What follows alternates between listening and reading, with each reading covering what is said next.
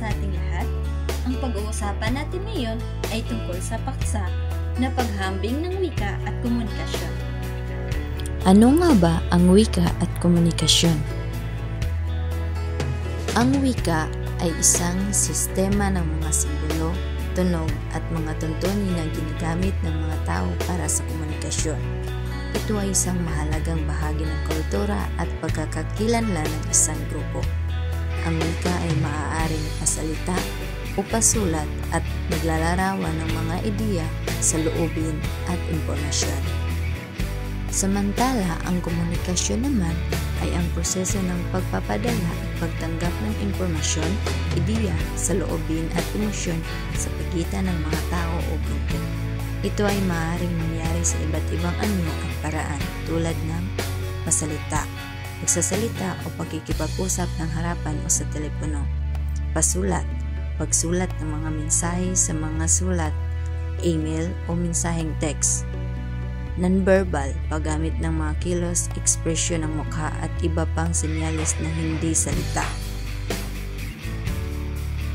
Mga halimbawa ng komunikasyon. Una, verbal na komunikasyon. Sa pamamagitan ng pagsasalita, ang pagkikipag-usap gamit ang mga salita tulad ng pagkikipag-chat, pagtatanong, at pagbabahagi ng opinyon. Pagsusulat, paglikha ng mga mensahe sa pamamagitan ng sulat, email, o text message. At ang pangalawa naman ay ang nonverbal na komunikasyon, body language, gamit ang kilos ng katawan tulad ng paggalaw ng mga kamay, pagtango o pag-iling ng ulo. Facial expressions, ipinapahayag ang emosyon sa pamamagitan ng mga ekspresyon sa mukha tulad ng ngiti o pagkunot ng noo. Gestures, paggamit ng mga palatandaan tulad ng thumbs up o wave. Ngayon ay sa paghahambing ng wika at komunikasyon na tayo. Ang wika ay isang sistema ng mga simbolo at tuntunin na ginagamit ng tao upang makipag-usap. Ito ay maaaring pasalita o pasulat. Ang wika ay may estruktura at gramatika na nagbibigay ng kahulugan at kaayusan sa ating mga mensahe.